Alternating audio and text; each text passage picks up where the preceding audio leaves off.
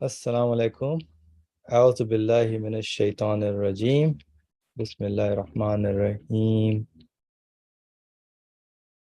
Rabbi ishrah li sadri wa yassir li amri wahlul 'uqdatam min lisani yafqahu qawli waj'al li waziran min ahli Haruna akhi ushdud bihi azri washku fi amri kay nusabbihaka kaseera wa naskuraka kaseera innaka kunta bina basira.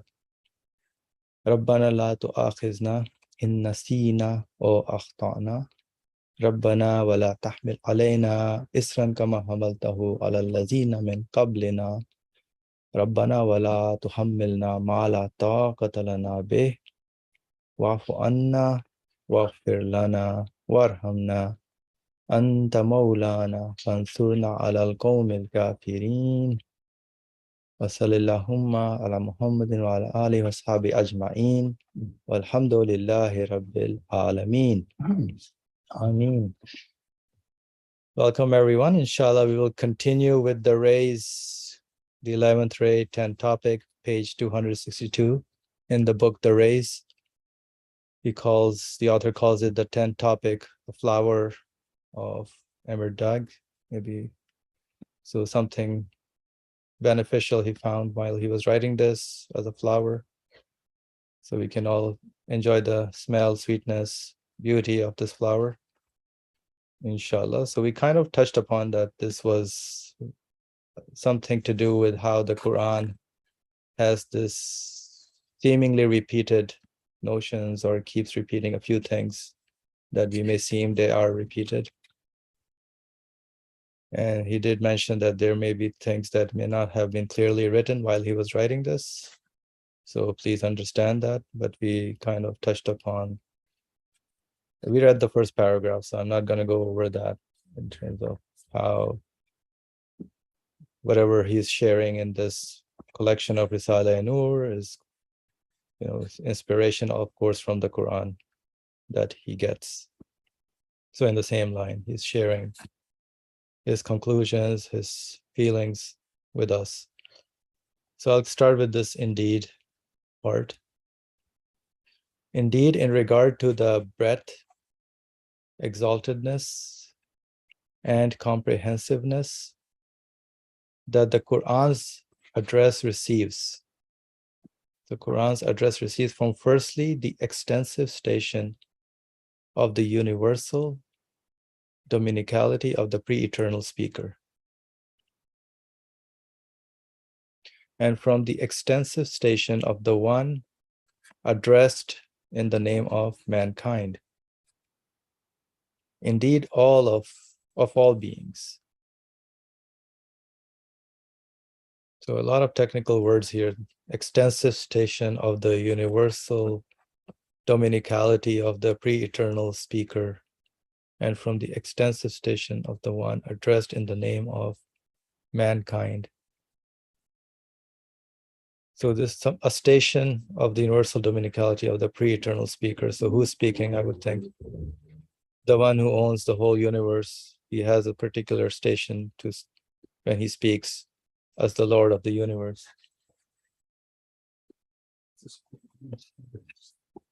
The Quran's address.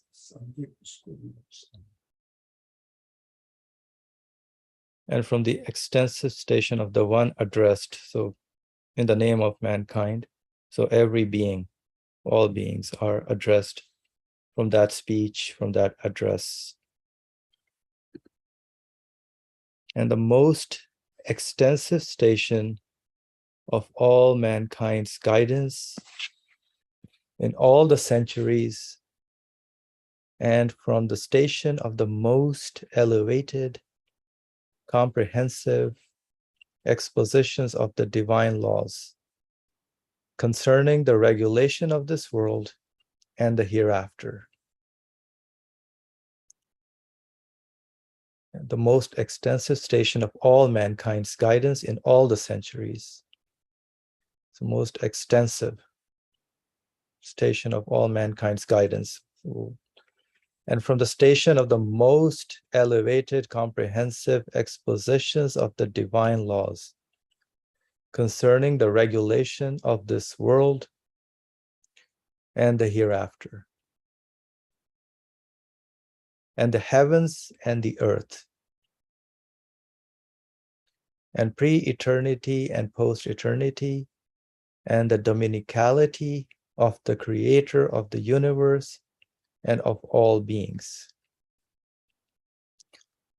This address displays such an elevated miraculousness and comprehensiveness that both its apparent and simple level, both its apparent and simple level, which flatters the simple minds, of ordinary people. The most numerous group the Quran addresses, and its highest level partakes of the message, the speech of it, of that address, partakes of that address. The ordinary people, which are the most numerous group that the Quran addresses, takes a share in that. The topic is, what is the topic that we are studying? To me, it's about the message, the Quran, what is addressed, repetition in the. So we have to bear in mind about repetition. We are talking why and keeps repeating the same things, several things, but not really. They have details. This is different, but depending on the context. But for example, we can see Inna Allah Alimun Hakim. How many times? And mentioning of the samawat are created by God, all the heavens and everything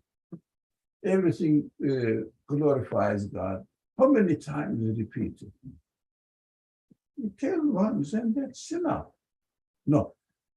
And then the reason is given now, this comprehensiveness of the addressee and their level and human capacity and the capacity of the universe. And the most importantly, capacity of the speaker who's introducing himself to mankind so that they will evaluate the universe. The point is there's if you like, a relation, the line of relationship between God, who has infinite names and qualities, to be released and taught to human beings. And also his manifestation of names in the earth has many aspects of the manifestation. Not only one name or many. So the human needs, human capacity also is so huge. What is it? What the Quran does by repeating the same realities within different contexts, each context address is intended at a different layer of the same truth, different quality of the same creator, different needs of the same man. So we shouldn't see it as a repetition. Another aspect, or from is presented God's names, not necessarily that the names should be mentioned, listed, endless, but names are repeated, drawing the attention of the reader that he has to know this creator who is all powerful, which is manifest to you. The power of the creator is manifest. but it includes underneath all the manifestations, shades of the manifestations of his qualities, addressing to different qualities of the different aspects of human beings, and bringing the evidence from the universe from different perspective. Samawat var, that's the whole universe. But from which aspect I should look at it? So we have to see the context, the subject matter dealt with in the Quran, and locate it there. We can see the difference if we relate the context from a different perspective. So, and also, human beings have many varieties of capacities and the human capacity. Now, potentially everybody has infinite capacity, but infinite potentiality. But I may discover this much, you may discover this much, and you need at your level, I need at my level. That is also another reason why Quran speaks in a different way, that everybody will find a room there. I think this comprehensiveness word relates to this. Subject is one, but the message is universal. If it makes sense. Subject is one. What do you mean? Yeah, mentioning about okay. heavens and the earth, creation of the heavens and the earth. So uses, for example, I don't know how many times addresses human beings to use their reasoning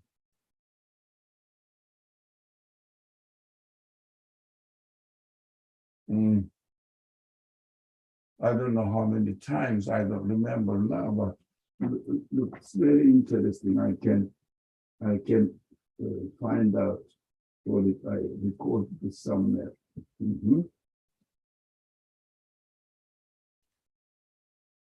So why doesn't human being employ his reason?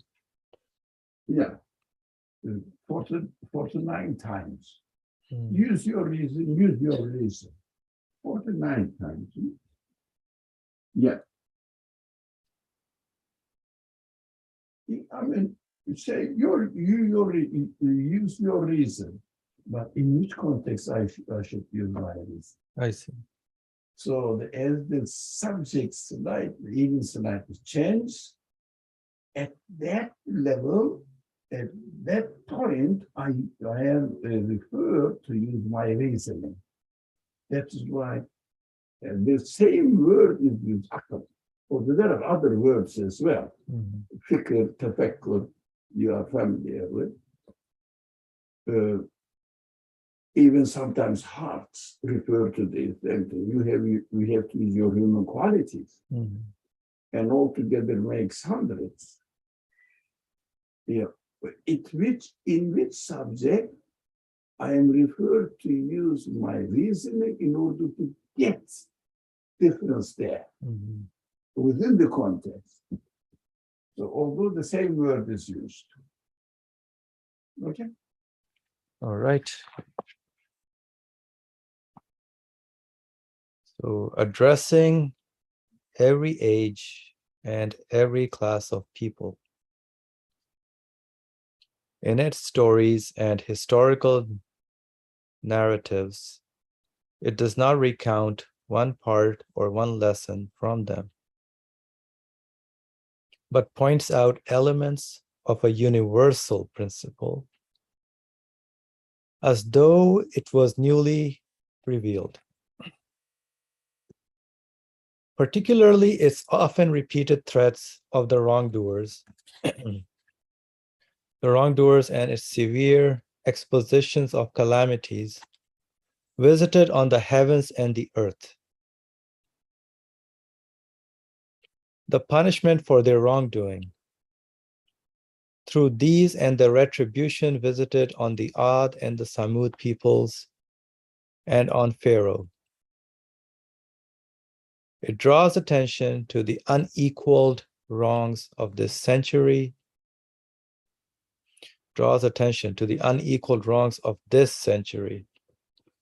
and through the salvation of prophets like Abraham, peace be upon him, and Moses, peace be upon him, gives consolation to the oppressed believers.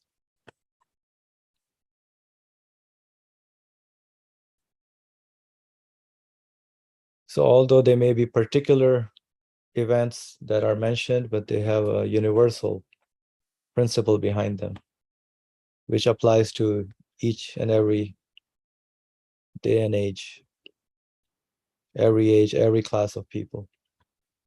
It draws attention to the unequal wrong of this century, in this, whatever time So you are in. have to take it from Ad and Samud and Good. apply it to your century and see how it is related to your century.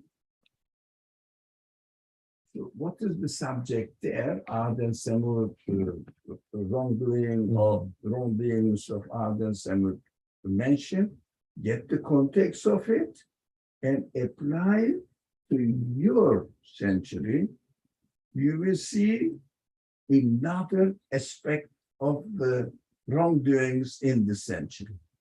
And go back to the repetition of the Pharaoh example in the context and see in which context you can find the equivalent of it or similar of it, but it is similarity.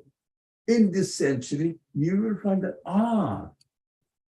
for example, the thing I was talking about, the trick of this economic system is another wrongdoing. Not only wrongdoing that people are tortured in prison. Now, that may be wrong, but at the same time, torturing is wrong. You know, but I mean, those people deserve some sort of punishment, but it is not our subject. But torturing my time, killing my time by torturing my feelings, by keep repeating the same thing again and again, and trying me to convince that I have to be a stupid consumer. Yeah, well, I'm sorry to tell this. Being a prime member of Amazon is a stupid consumer psychology trap. You say, it's easy, free. You go to make your order in time. It will become 3 days later free again. Why do you keep yourself bound to its the consuming company? That just encourages, makes it easy for you. So that my life is easy. No, it is a trap. It is another transgression or wrongdoing to my feelings, to my attention, etc. And also exploiting my weakness. What does it mean? I never experienced this wrongdoing before in another form after this very recent century, decade, not century even. Trap, consumption trap. They say the number of, in America, millions of people are members of crime. That's right. As if they are always urgently in need of something that following day must come, otherwise I will die.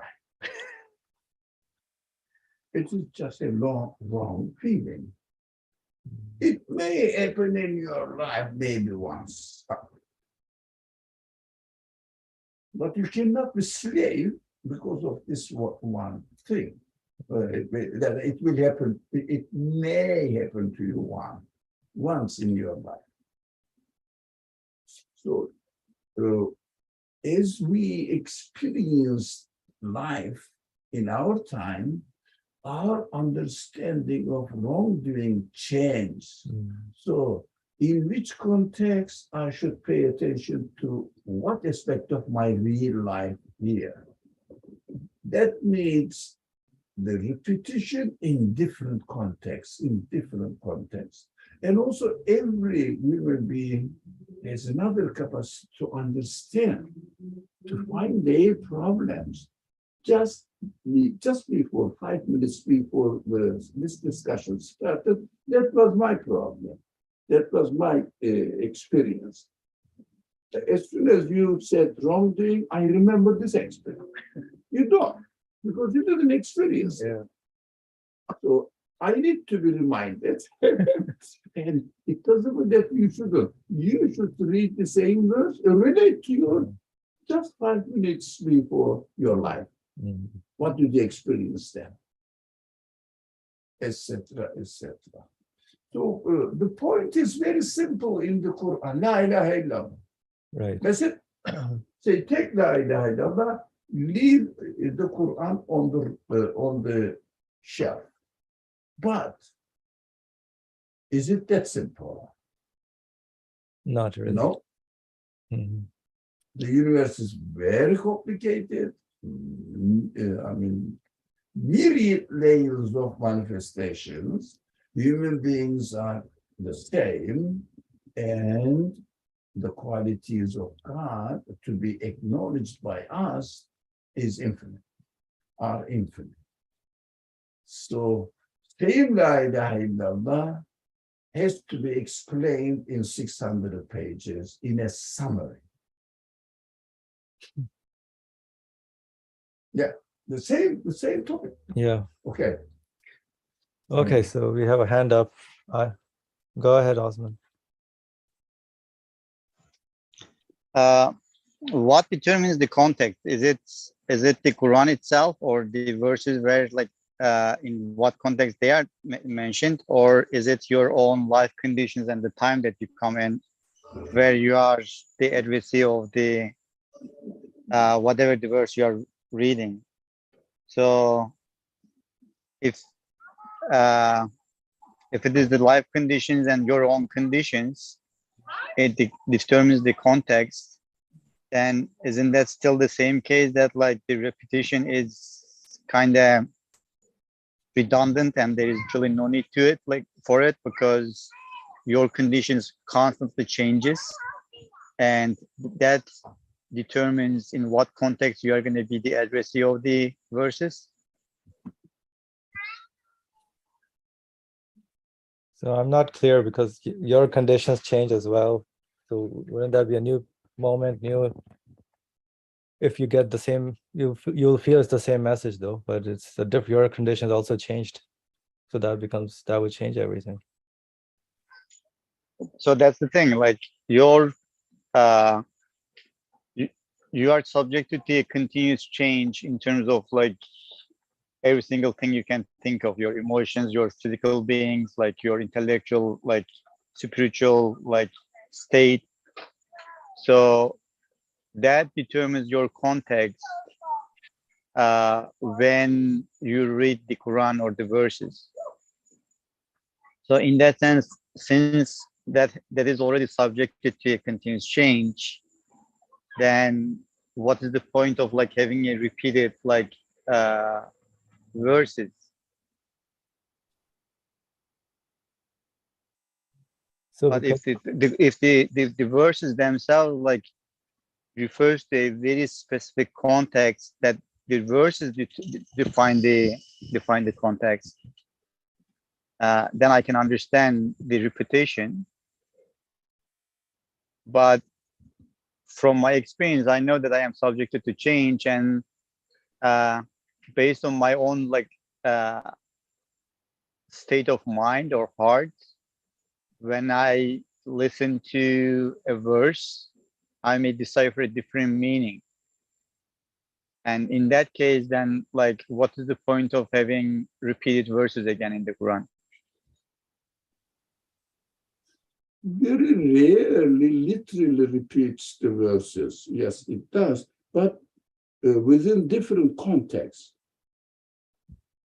for example, the best example is So then the context is determined by both your own like life conditions and also the context, that the actual context that where those repetition or the repeated verses are mentioned.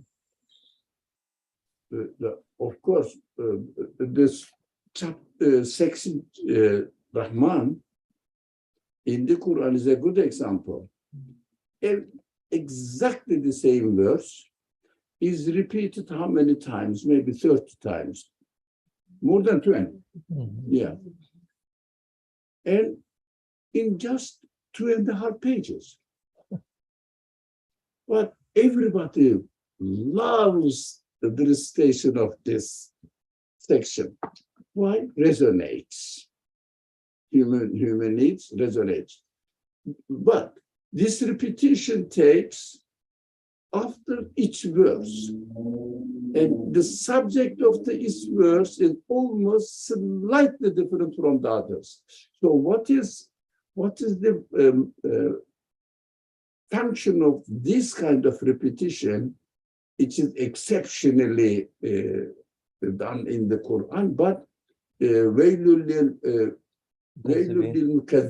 for example, it is also repeated somewhere 17 times or 16 times in the same 1.5 pages. So each repetition looks at the level of the previous, of the content of the previous verse. So it is training us that, look, the same meaning may apply, or will apply for you. Be careful to the different subject at different level. So if I don't think I got this the question really. The verses are repeated, the subjects are repeated, but we have to take that these are repeated in different contexts, look at the context where they are repeated, and try to apply it to yourself, to universe, and your understanding of God's qualities. And yourself, universe, and God's qualities are infinite. Human qualities are infinite. Manifestations of the beauty and amazing creations are infinite, continuously changing. So main message are repeated in order to really get the full picture, comprehensive picture of the truth. Okay. So Hill, do you want to comment? Assalamu alaikum. No, I was just kind of what was already said, but I'm going back to what Imam said about Ar-Rahman. My state, for example, is dictated it's in a sense not in a vacuum. For example, like if it's sunny out today, for example, today where I'm at, the sun is out, or if I'm looking at the moon, my emotional state is different, or maybe because of things that have happened to me or I'm thinking about at that time. And so, when those things are being pointed out, they're not being pointed out in a vacuum. They're being mentioned with me as sort of the audience or the onlooker, and how I view those things in that context matters. And so the verse comes after that to remind me again, like in that in Surah Ar-Rahman, so then like which of these favors of your Lord will you deny? And because in every context, because my contexts are different when I'm thinking about the sun or the moon or the mountains, or the other animals or human beings or creatures or anything, every sort of unique thing out there is another thing for me to sort of be my center of attention. And in each of those things, sort of the refrain happens over and over again because my attention, my center of attention is different. And so my sort of thought process and my state or emotional state or what I'm thinking about or how I feel about those things differs. You know, you feel differently when you see the sun set than you would maybe when you see it rise or when you see it in the midday. It evokes different feelings just from the sun in and of itself at different positions in the sky. And each one of those positions, I can reflect on it and think about the favor in those different contexts because they elicit different sort of positions within me. Thank you for sharing that. It may be it may be mentioned later on in the text, but it came to my mind. We should never expect the Quran when we look at the speech of God as a source of information. So I learned it. That's it. I learned it, how to make this, what to believe, this information. Quran is an instruction. Quran is an education, training us for one purpose. Get to know your Creator as much as possible by using your own abilities and the universe. That is so simple. This is the message. I'm not expected to do anything else, but your reality. Well, so all encompasses everything, what my reality is, how can I protect myself from being deviated through many other obstacles and charming, I would say, advocates of wrongdoings and the wrongs and the mistakes. I need this training from the teachings of the Quran, although the ultimate message of the Quran is simple. Yeah. La ilaha illallah. Yeah. And also be in touch with your Creator. Don't feel any obligations to the creation and see them as they are employed by your Creator to your benefit. Use it. Simple, isn't it? All right. Any other comments?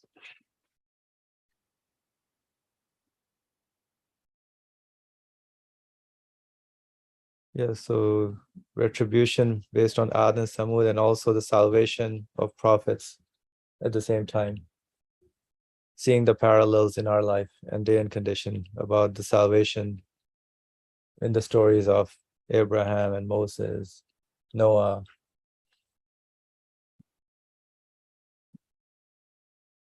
So indeed,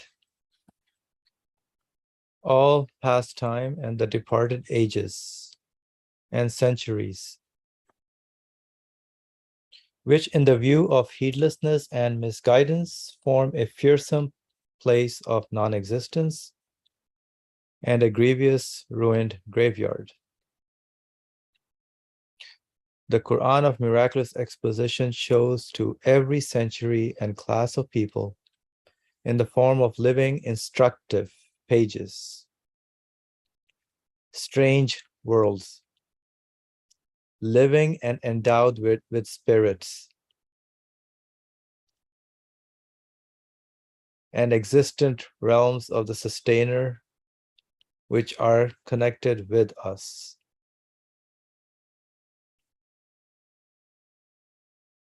So two views. One is the heedlessness and misguidance, which shows all the ages and centuries as departing into nothingness. Whereas Quran paints a different picture of human beings being connected. I mean, this is interesting how he uses living instructive pages. So the whole life of the human being with the continuous change in the human and the universe. Different, Suhail gave the example of the sunrise, sunset, moon, seasons. All those are instructive pages, living instructive pages. And Strange Worlds, there's this interesting translation. Strange worlds, living and endowed with spirits. So strange as in the way they're coming into existence is very strange and miraculous in a way. Living and endowed with spirits, they are meaningful, as if they are, the universe is conscious, whereas misguidance would not let you say that. And existent realms of the sustainer which are connected with us. Existent realms of the sustainer which are connected with us. With an elevated miraculousness. It sometimes conveys us to those times, and sometimes brings those times to us. Infusing with life, the universe which in the view of misguidance is lifeless, wretched, dead, and a limitless wasteland, revolving and amid separation and disease. With the same miraculousness, the same Quran of mighty stature raises to life those dead beings, makes them converse with one another as officials, charged with duties, and hasten to the assistance of one another. It instructs mankind, the jinn, and the angels in true, luminous, and pleasurable wisdom.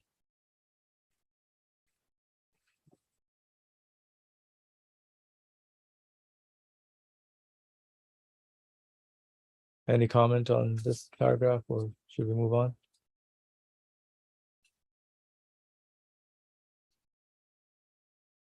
For sure, then, it acquires sacred distinctions, like there being 10 merits in each of its letters, and sometimes 100, 1,000, or thousands of merits.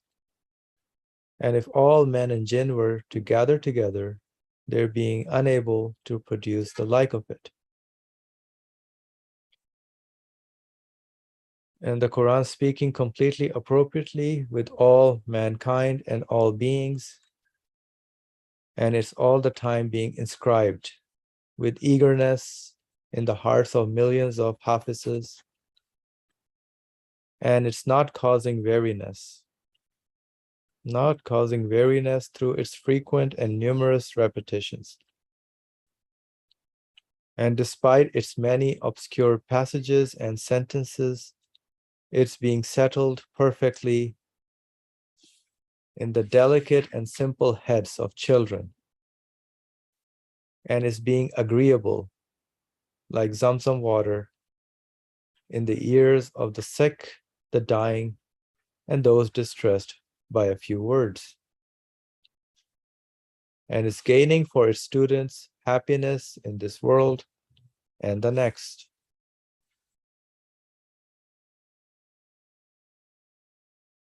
Its smoothness of style,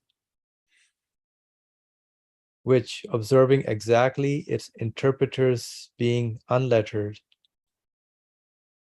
allows for no bombast, artificiality, or affectedness, and its descending directly from the heavens demonstrate a fine miraculousness. Smoothness of style, which, observing exactly its interpreters being unlettered, allows for no bombast, artificiality.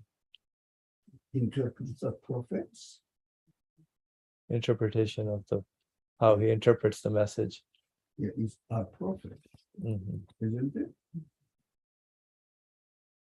Mhm. And its descending directly from the heavens demonstrate a fine miraculousness.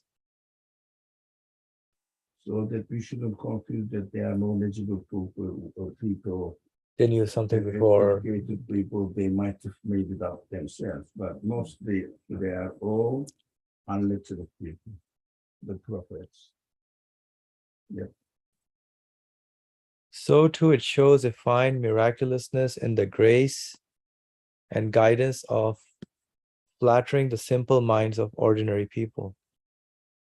It shows a fine miraculousness in the grace and guidance of flattering the simple minds of ordinary people, the most numerous of the classes of men, through the condescension in its expression, and mostly opening the clearest and most evident pages.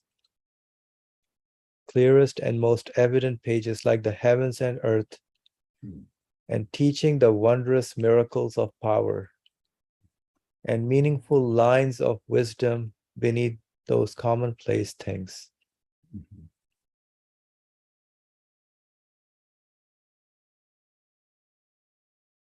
Meaningful lines of wisdom beneath those commonplace things. Meaningful. Here, there.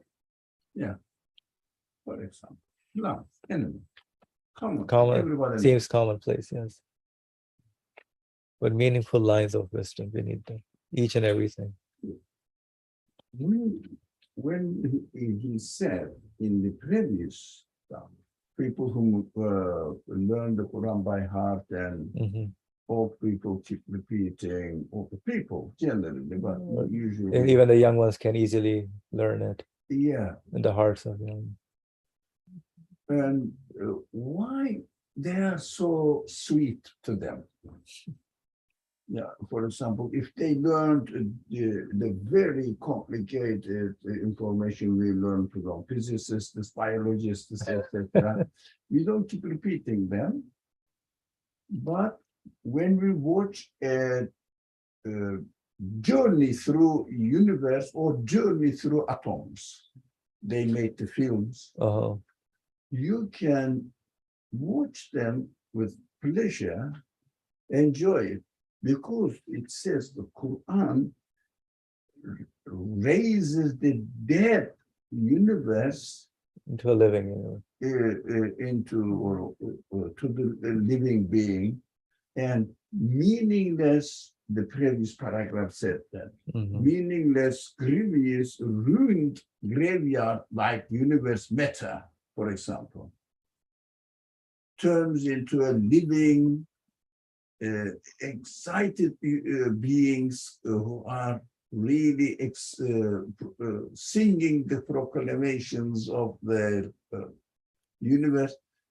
It is full of hope for human beings, because only we can have the hope if we refer everything to its creator, who is infinite, who is absolute. So we can say, oh, this is the manifestation of my absolute creator. Whatever is mentioned, doesn't matter. So your feelings, your spirit feels released. It becomes meaningful. Your existence becomes meaningful. For example, for physicists, for astronomers, depending on some astrophysics, those people see that this universe has trillions, millions, billions, trillions. What is the point? Nothing. For them. Information. What is the point? But this is the number. What am I going to do with it? Is it dead, being, huge cat, being, none of my business. It doesn't give me any hope, any pleasure that my spirit needs, my feelings need. But I want a meaningful life, a free life that I can enjoy myself. But if you don't listen to the Quran's approach, you are left with the only alternative. You are dealing with a dead, meaningless thing and keep investigating for what? I'll find something to use and make a machine for myself and benefit from it. Depends on which context you are benefiting. Either you are benefiting or being enslaved by it. We have to argue. It is arguable. That is meaningless thing. You go into the deep stars and see the lights coming from them, colors, waves, lengths, etc., and find out that these are, let's say, 9 billion years of galaxies. Okay, very interesting. What is that? What is it good for? What news gives to me? 9 billion years. Can I have a hope that the universe is going to save me from meaninglessness? What is the point? Being a huge universe, what is the point? It is without any shame, they say there is no meaning in the existence of the universe. We have to benefit from it as much as possible. Why? As a keep myself busy for dealing with a dead body.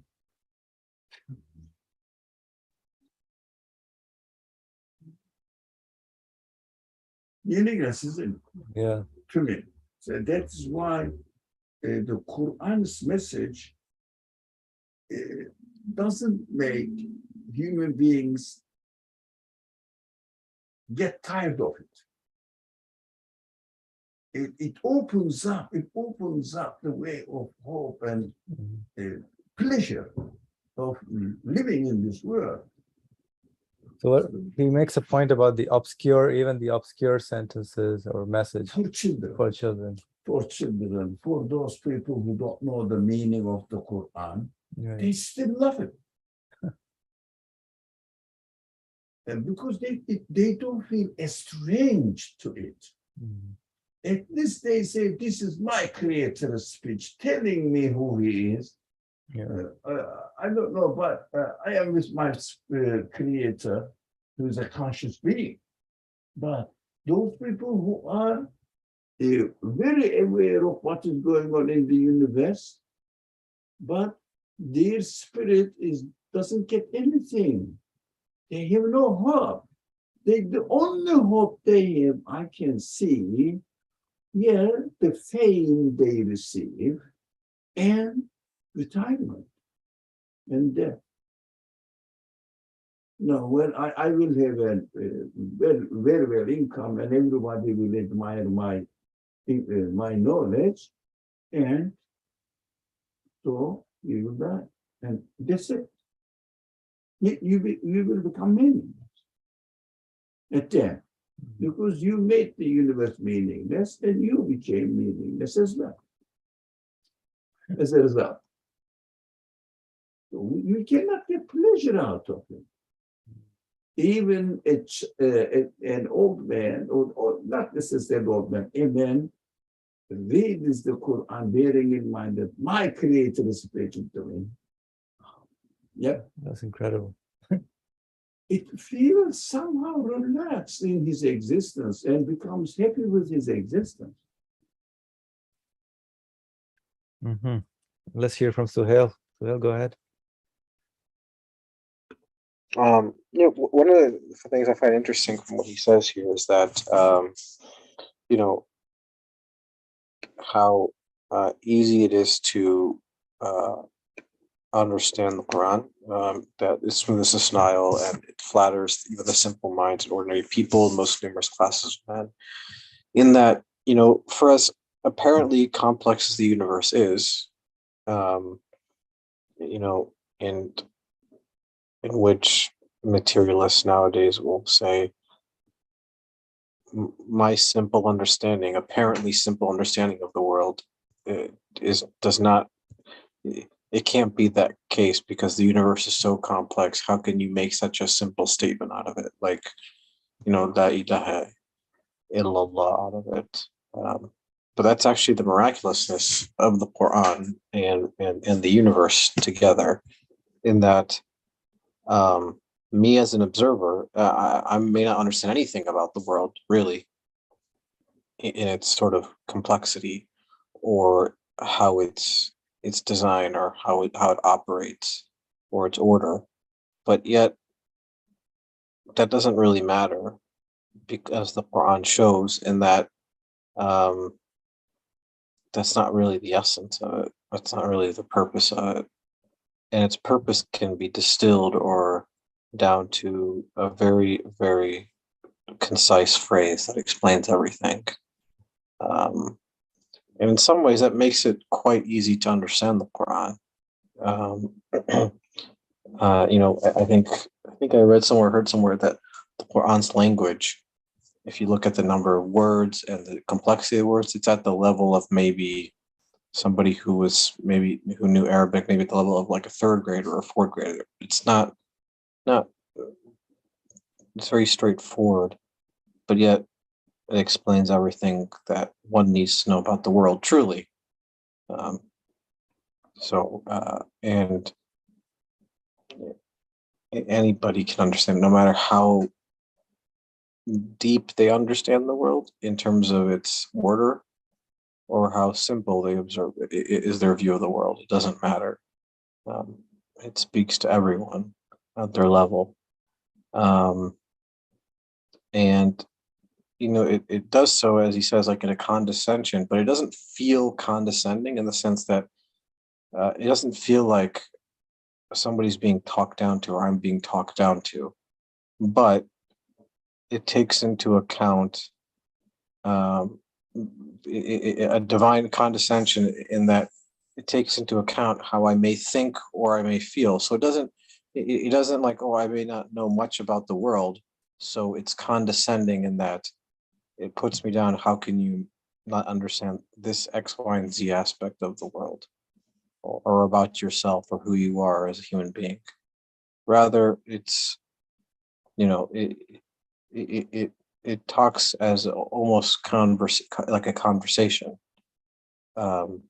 between me, the object, or the receiver of the divine message, and the divine himself, or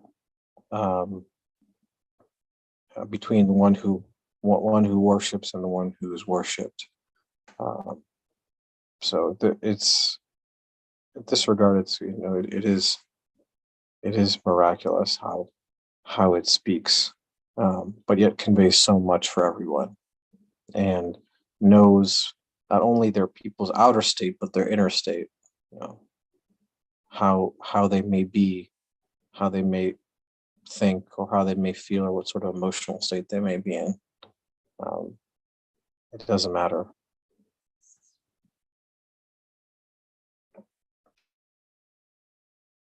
Yeah, thank you. So all that complexity is solved with the comfortable, simple language. Osman, go ahead. Yeah, I'm not really sure if I agree with the statement that actually it is very straightforward, because to me actually it's very complicated. But at the same time, I think like it is like Quran's miraculousness comes from the allegorical language that it uses.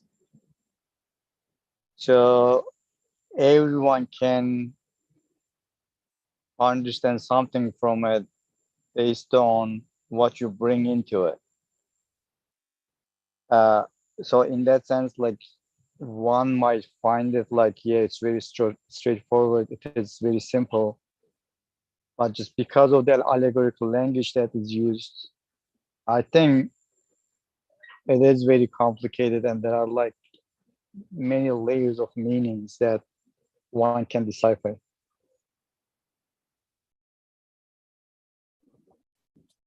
Right? Yeah. Yeah, that's correct. I find most of the teachings of the Quran is really symbolic. Mm. It doesn't mean that it doesn't have any substance in it. No, symbolic means open to Interpretation. different perspectives of interpretation, addressing to the different needs of human beings at different levels. The Quran doesn't state like in terms of mathematical terms, anything.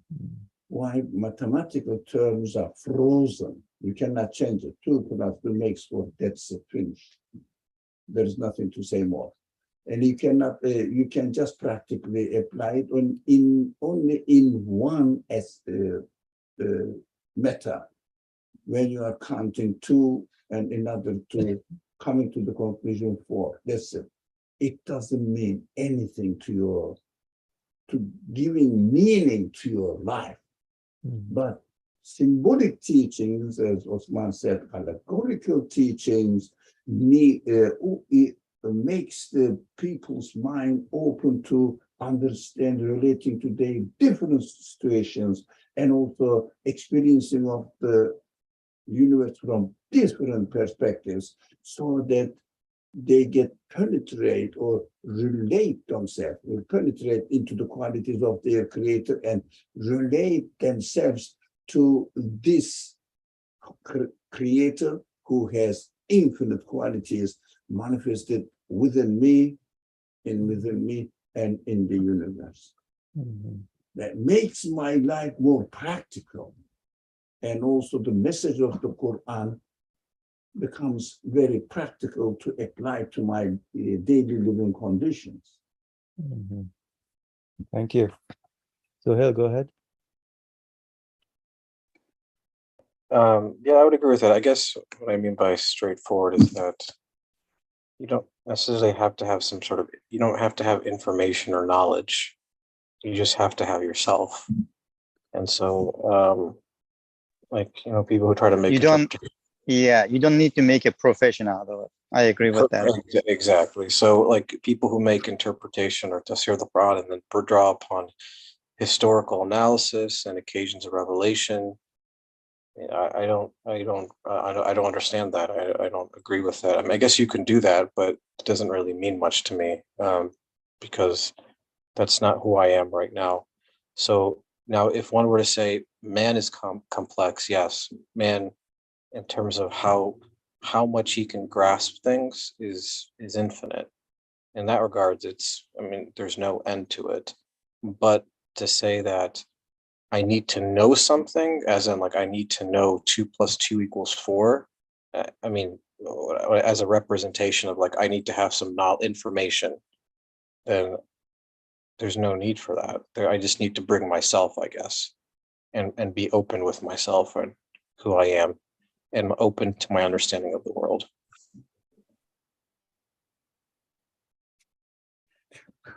I remember my mother. She used to have flowers and grow flowers in front of the house. We had a small garden-like place in front of it. And she used to speak to the flowers and make songs with them. But she didn't know how to read the bills, money. She was illiterate.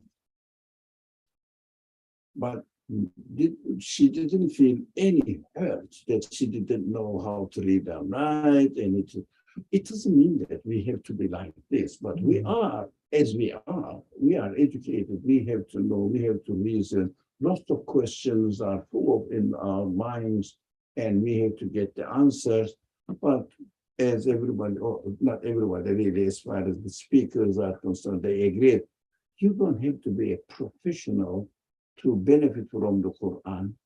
Actually, being a professional, if you are going to be a professional in studying the Quran, depends on for what purpose you are doing that. Are you finding yourself in the Quran, or are you making scholar work, intellectual work out of it? What are you doing? Depending on the person. I'm not saying some people don't, some people do. None of my business. depending on your aim, target in studying the Quran. Are you trying to find yourself a guidance, making a more detailed guidance yourself, or trying to pile up your information about what the Quran is telling, information? Now, in this respect, I'm sorry to say this, but most of the tafsir I read looks like encyclopedia. That is disappointing. But when you read the Risale, for example, these books that we are reading, they don't they don't look like encyclopedia. What makes it the difference? I think the author was really tasting the pleasure of studying the message of the Quran.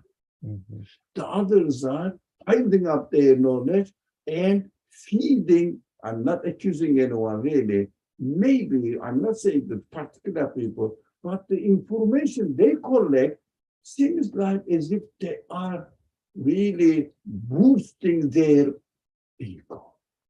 I know all this. But when you talk about Solomon, do you know what time did he leave? You say, no, I know. So what? So that is the point. So it doesn't, I'm not belittling their job, but we have to be careful. We have to benefit from them. That's something else, practical reason. Get the information, really refine it, turn it into a means of maturing yourself and communicating with your Creator through His teaching. So if while you are studying the Quran or Hadith narrations, etc., if someone doesn't feel happy, what in his life, not that he is learning, in his life, that I'm very pleased that I exist. Look, what did you do? I'm reading the Quran, studying the Quran. Even the grammatic side of the Quran I am reading, I see, oh, what is there? So it brings news to me, making my existence meaningful and satisfied with my Creator. That is why we have to say, Alhamdulillah alladhi khalaqana, Alhamdulillah alladhi hadana bil Quran. So together, okay. Thank you. So there's a comment from Suhail. The fact that the Quran omits historical information means to me it's not about history. About what? It's not about history. History. Yeah. It's about the reader as they are now. Yeah. Yeah. We say always, you read the Quranic stories and find yourself in it. Right. Finding whoever is studying, finding himself, herself. The story of Moses, David, and nowadays Mary. It's exciting. Alhamdulillah. All right. I think we can stop here for today. And we'll start with by making known this paragraph, inshallah, next week. Any final comments by anyone? If not, inshallah. Bismillah ar-Rahman ar-Rahim. Subhanaka la ilma lana illa ma alamtana. Innaka antal alimul hakim. Wa akhiru da'wahu alhamdulillahi rabbil alameen. Bi hurmati suratil Fatiha. Thank you all.